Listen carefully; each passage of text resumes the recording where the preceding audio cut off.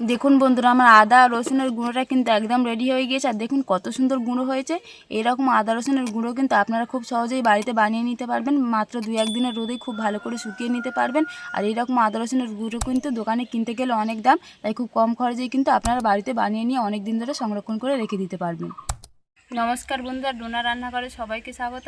বন্ধুরা, আজকের কিন্তু আপনাদের সাথে কোনো রান্না শেয়ার করবো না। আজকে আপনাদের সাথে শেয়ার করবো আদা রসুন কীভাবে বাড়িতে গুঁড়ো করা হয়। বন্ধুরা, এই আদা রসুন গুঁড়ো করা কিন্তু বাজারে কিনতে গেলে অনেক চড়া দামে কিনতে হয়, তাই বাড়িতে খুব সহজেই কিন্তু আপনারা বানিয়ে নিতে পারবেন এই আদা রসুনের গুঁড়ো। তাই ভিডিওটা শেষ পর্যন্ত স্কিপ না করে সম্পূর্ণ দেখতে থাকুন। আশা করছি আজকের ভিডিওটা আপনাদের সবার খুব ভালো লাগবে। তো দেখুন বন্ধুরা, আমি এখানে আদা রসুনের গুঁড়ো করার জন্য এখানে 200 গ্রাম আদা নিয়ে নিয়েছি আর 200 গ্রাম রসুন নিয়ে নিয়েছি। প্রথমে আদার খোসাগুলো আমি ছাড়িয়ে নেব।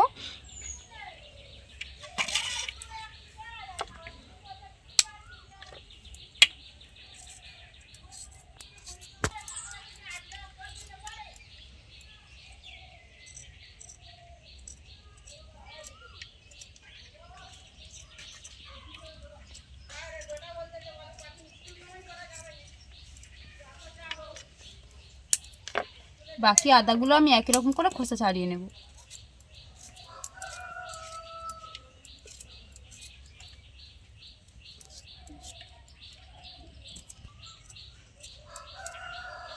দেখুন আদাটা খুব ভালো করে আমি খোসা ছাড়িয়ে নিয়েছি। এবার রসুনটাও একই রকম করে খোসা ছাড়িয়ে নেব।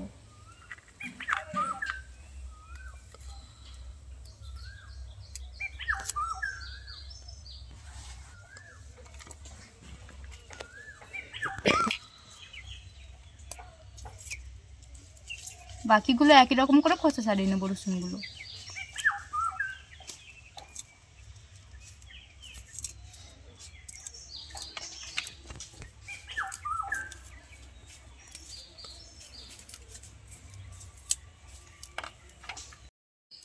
দেখুন আদা আর রসুনটা আমি ভালো করে খোসা ছাড়িয়ে নিয়েছি। এবার গ্রেটারের সাহায্যে গ্রেট করে নেব। আপনারা চাইলে বঁটিতেও কেটে নিতে পারেন পাতলা পাতলা করে। এই দেখুন কত সুন্দর একদম পাতলা পাতলা ঝুড়ি ঝুড়ি হয়ে যাচ্ছে না?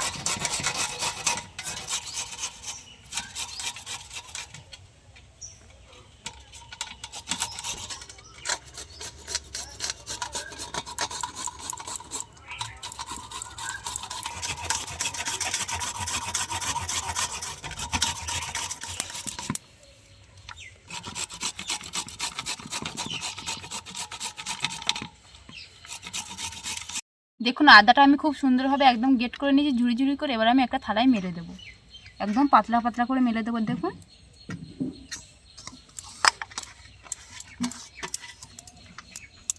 বেশি মোটা করে মেলবো না, তাহলে খুব ভালো শুকনো হবে না।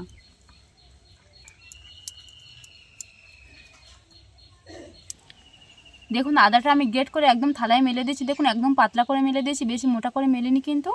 এবারে এটাকে আমি সাইডে রেখে রসুনটা আমি পাতলা পাতলা করে কেটে নেব। এবার আমি রসুনটা পাতলা পাতলা করে কেটে নেব।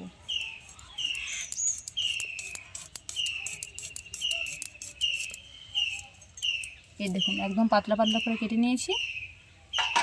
বাকি রসুনগুলো আমি একই রকম করে কেটে নেব।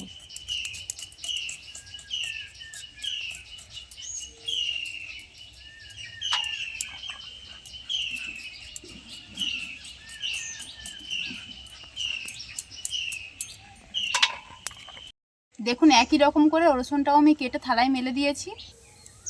দেখুন খুব সুন্দরভাবে মেলে দিয়েছি। এবার 2-3 দিনের রোদে খুব ভালো করে আমি শুকনো করে নেবো, যাতে একদম কড়কড় করে। তারপরে আবার আপনাদের সাথে দেখা হচ্ছে।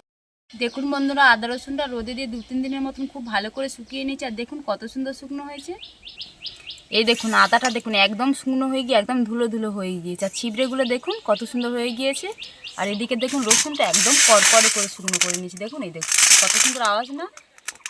বেশি দিন ধরে সংরক্ষণ করে রাখলে কিন্তু এইরকম রোদে দিয়ে একদম কড়কড়াভাবে শুকনো করে নিতে হবে। এগুলো এবারে আমি মিক্সিতে পেস্ট করে নেব। তবে আমি আদাটা দিয়ে দিচ্ছি মিক্সার বাটির মধ্যে।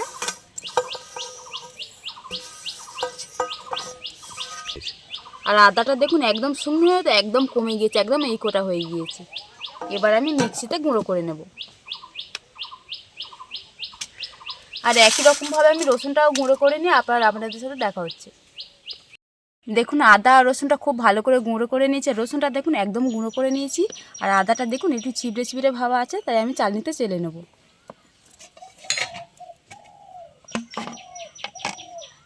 চালার মধ্যে দিয়ে দিচ্ছি। এই দেখুন কত ছিবড়ে না।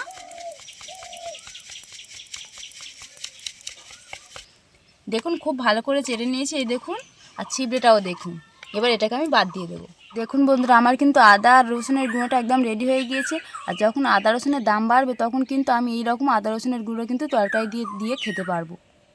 বন্ধুরা, এইরকম আদা রসুনের গুঁড়ো কিন্তু দোকান থেকে কিনতে গেলে অনেক দাম, তাই খুব কম খরচে কিন্তু বাড়িতে আপনারা বানিয়ে নিতে পারবেন। আর অনেক দিন ধরে কিন্তু সংরক্ষণ করে রেখে তরকারিতে দিয়ে খেতে পারবেন। আজকে আমার এই বাড়িতে তৈরি আদা রসুনের গুঁড়োর রেসিপিটা যদি আপনাদের ভালো লেগে থাকে তাহলে ভিডিওতে একটা লাইক করবেন। আর আমার নতুন নতুন ভিডিও পেতে চ্যানেলটি সাবস্ক্রাইব করে পাশে থাকা বেল আইকনটি প্রেস করবেন। আর আমার ভিডিওটা সম্পূর্ণ দেখবেন, আশা করছি সবার ভালো লাগবে। আজকের মতন ভিডিওটা এখানে শেষ করছি, দেখা হচ্ছে পরের ভিডিওতে।